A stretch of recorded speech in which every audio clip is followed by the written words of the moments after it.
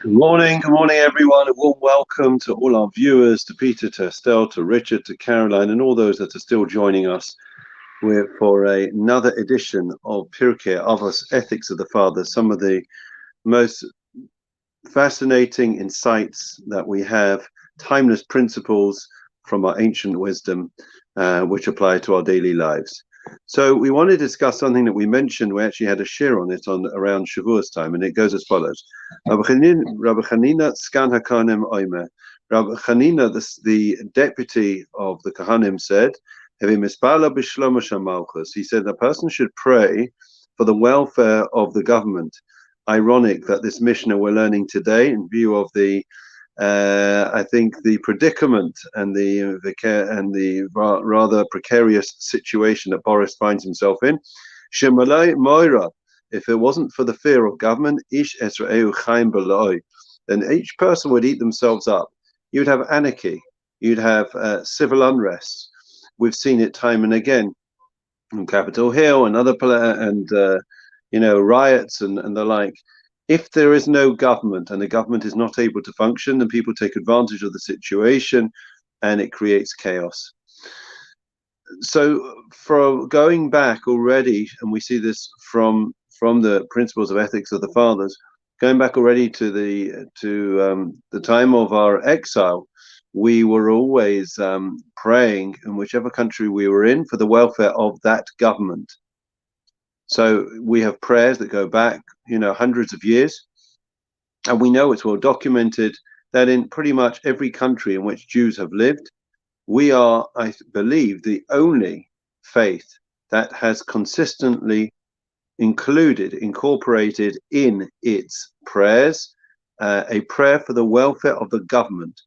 If you open up a Siddur in America, you'll have a prayer for the president and the government of the United States. If you go in Canada, the same thing. Paris, the same thing. In France, wherever you are in the world, in Russia and Ukraine. And it's an unusual thing, because if you think about it, you can be in a situation, I was thinking about this, where you can have Jews that would be praying on either side of the fence. So, for example, in the First World War, my great-grandfather, who lived in Germany, fought for Germany, would definitely have been praying, as a religious Jew, for the welfare of the Kaiser. And my other part of the family that would have been in Britain would have been praying for the welfare of the of king and country, and for the demise of the Kaiser, in effect. So that's one interesting thing. How can it be that we can be, Jews as a nation can be praying for opposites, in a sense, at a time of war?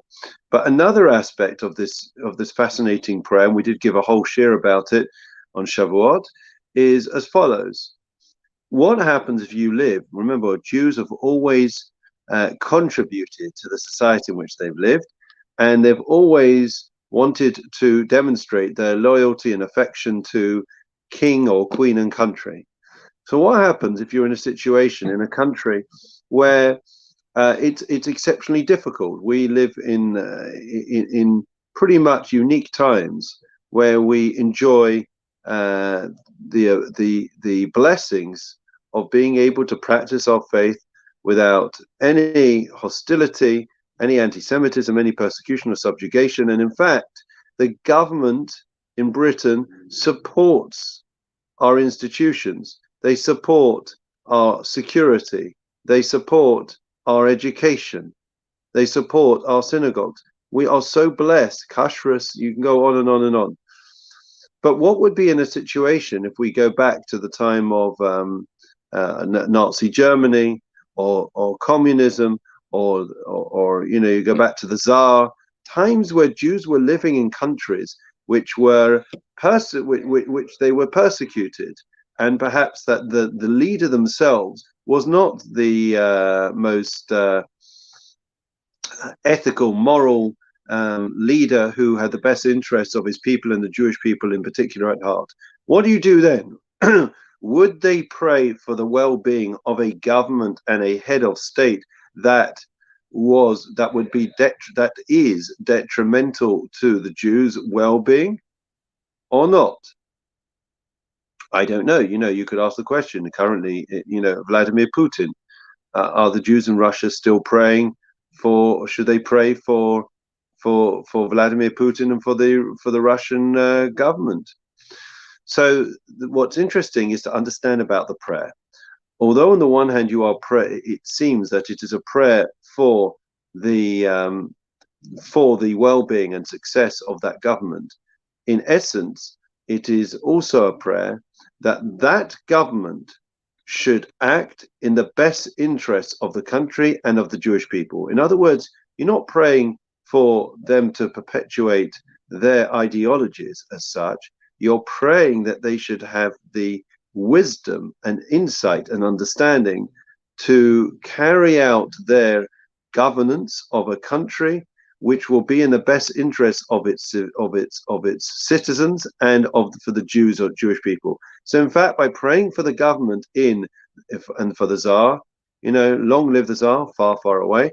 So we're praying that he should be able to have the fortitude to govern his country in a godly fashion, in a way that is in the best interest of his people and of the Jewish people.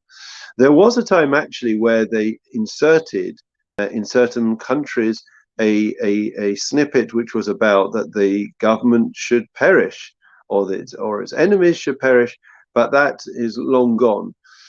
Obviously, it's a fluid situation for a country that has a king or a monarch of any sort. And of course, we've seen in our own country how that prayer has evolved and changed. I remember, when you had Prince and Princess of Wales, then it was Prince of Wales and Princess of Wales. You had to have a pregnant pause and then say the two separately. And then it was just the Prince of Wales. And then Philip, Duke of Edinburgh was, of course, when he passed away. So the prayer does change in this country, unlike, for example, in other countries.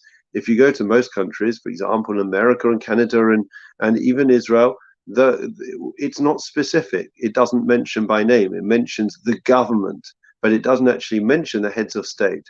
So one of the things I know, I was at the induction of Chief Rabbi Mervis, and you could clearly see that for the Prince of Wales, when he was there, he was, and the royal family are exceptionally touched and impressed that the Jewish people have always afforded great honor to the royal family and have always prayed for their well-being, affirming their loyalty and affection and desire to contribute to society. And that is something which I think is a Kiddush Hashem, a sanctification of God's name.